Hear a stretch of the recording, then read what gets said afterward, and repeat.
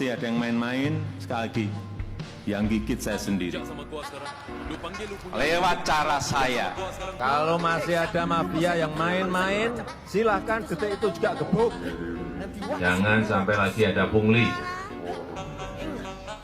Hati-hati, kalau saya udah ngomong seperti ini, hati-hati.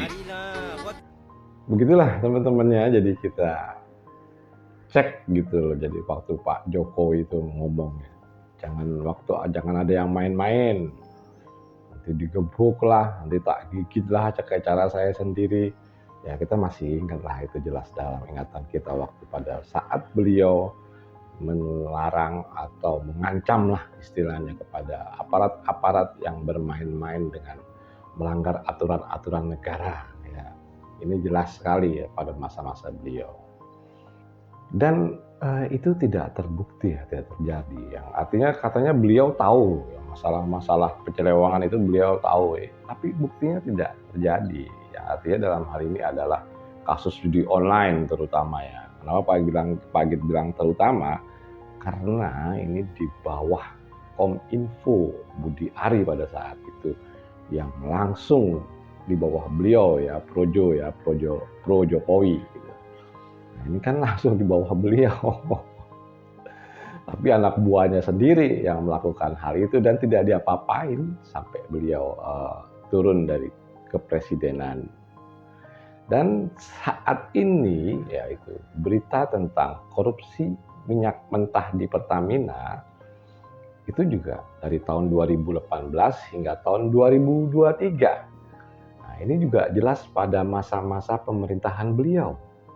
Nah, ini kenapa tidak terkonfirmasi oleh beliau dan tidak dilaksanakan, yang mau digigit atau yang mau digebuk. Korupsi ini malah ketangkap pada saat eranya Pak Prabowo. Pada saat Pak Joko dulu kemana aja.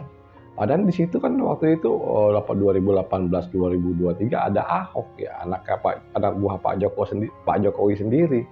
Ada Ahok di sana yang sebagai Ahok itu kan sebagai komisaris pada saat itu di Pertamina. Kenapa nggak terjadi? Yang kita kenal sendiri, Ahok kan suaranya juga lantang, tapi ya inilah apa adanya gitu loh. Ini yang kita lihat sekarang gitu. Oke, sebelum Pak Git lanjutkan, kita cek dulu ya. Ini pernyataan dari Kejagung yang diwakilkan oleh Jampitsus.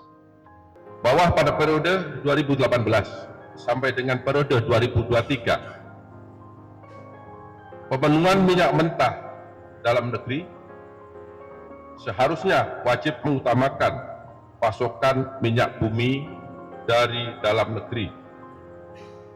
Dan Pertamina wajib mencari pasokan minyak bumi yang berasal dari kontraktor dalam negeri sebelum merencanakan impor minyak bumi sebagaimana diatur dalam pasal 2 dan pasal 3 Peraturan Menteri ESDM nomor 42 tahun 2018 tentang prioritas pemanfaatan minyak bumi untuk pemenuhan kebutuhan di dalam negeri.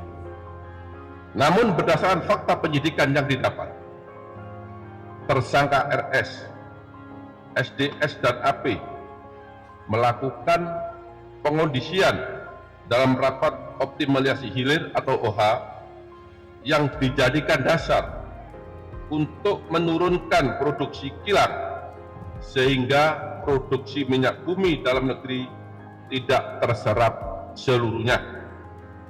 Dan pada akhirnya pemenuhan minyak mentah maupun produk kilang dilakukan dengan cara impor.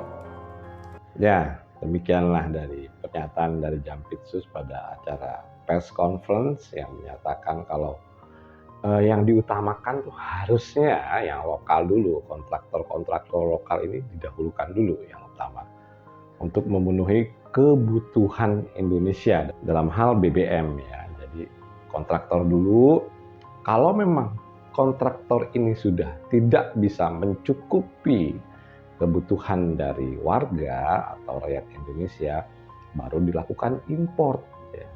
Tapi apa yang terjadi?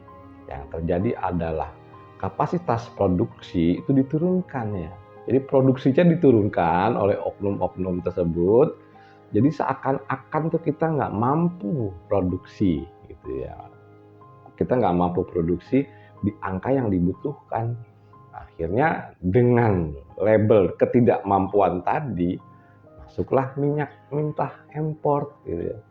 Jadi ini melegalkan minyak mentah impor untuk masuk gitu ya.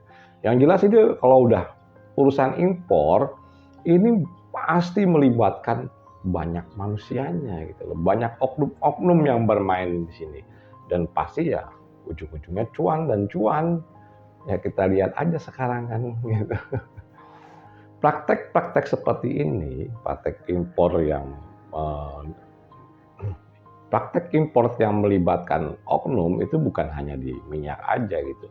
Masih banyak lain di komoditas-komoditas lain ya, entah itu beras atau kebutuhan pokok atau kebutuhan pokok lainnya. Ini mesti dilakukan lah. Ya ini udah jadi budaya mungkin ya. Gimana nggak kacau gitu BUMN-nya. Tiap laporan banyak yang rugi. Gitu. Ya banyak sekali yang rugi, dari berapa ya 1000-an lebih lah BUMN itu banyak melakukan kerugian. Yang intinya sih kita tahu ya ini dijadikan bancaan korupsi lah oleh para pejabat tersebut untuk kepentingan pribadi.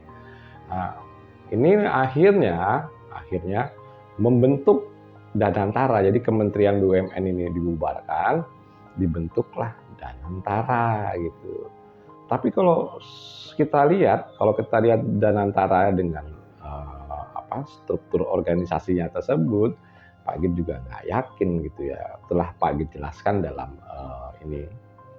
dalam konten-konten sebelumnya tentang Danantara, siapa inisiatornya, kemudian direkturnya, pengawasnya, gimana tata hukumnya yang nggak bisa diaudit oleh KPK dan BPK. Ini kita juga pesimis. Akankah Danantara menjadi Temasek yang naik ataukah menjadi 1MDB yang bangkrut? Kalau 1MDB itu ya Perdana Menterinya Malaysia itu dihukum 12 tahun penjara karena kasus korupsinya 1MDB. Nah, kalau di Indonesia Pak Git nggak yakin sih ada presiden gitu, mantan presiden itu dibui gitu ya, melakukan kesalahan, dituntut, masuk ke dalam penjara gitu. Pak Git sih nggak yakin ya dengan pelaksanaan hukum yang ada di Indonesia ini. Yang terjadi ya seperti pagar laut, ini udah terjadi lah di bawah-bawah gitu. Tapi begitu ke atas kayaknya sih mental lagi kayaknya. Ya Pak Git jujur aja pesimis dengan kondisi hukum Indonesia ini. Yang masih itu tajam ke bawah, tumpul ke atas itu masih itu. Kemudian tentang campuran atau oplosan Pertamax dan Pertalite. Ya. Ini Vice President dari Pertamina atau Pak Fajar Joko Santoso ini menyatakan ya. Jadi Pak Fajar ini menyatakan kalau itu nggak ada dalam aturannya, dalam pelaksanaannya itu sudah sesuai dengan aturan. Yang artinya Pertamax memang Pertamax, Pertalite memang Pertalite. Tapi dalam kebisingan isu ini yang namanya masyarakat itu kan gampang tuh digoreng, dipelintir sama oknum-oknum yang tidak bertanggung jawab. Mengisukan kalau Pertamax itu dicampur sama Pertalite hingga kita rugi sekian triliun gitu. Itu ada kontennya. Banyak itu konten-konten yang lucu-lucu, yang nindir gitu ya. Yang sifatnya mereka juga membuat hiburan dari konten tersebut, tapi ya belum sampai mencari info yang benar udah mereka lakukan. Tapi ya apalagi lah netizen begitu. Coba Pak kita lihat ya, cek salah satu konten gitu yang isinya menindir oplosan Pertalite dan Pertamax. Kenapa kau nangis? Ubur-ubur ikan lele. Kupikir Pertamax, rupanya Pertalite, Le. Udah, jangan nangis kau kayak gitulah di negeri Konoha. Paham aja kau. Ya pula. Makanya nanti kalau kau jadi pejabat, jadi baik-baik kau orangnya. Kau berikan yang terbaik, yang real aja. Apa yang dipesan itu yang dikasih. Udah, pi kau kerja. Ini uang jajan melimpul. ya teman-temannya. Jadi begitulah, jadi lucu-lucuan gitu loh. Tapi ya mau digimanain lagi ya, namanya netizen gitu, dapat info wah ini dicampur gitu ya. Tapi belum ngecek dulu pernyataan dari Vice President Pertamina yang bahwa menyatakan tidak ada unsur pencampuran, jadinya pelaksanaan distribusinya itu sudah sesuai dengan aturan yang ada.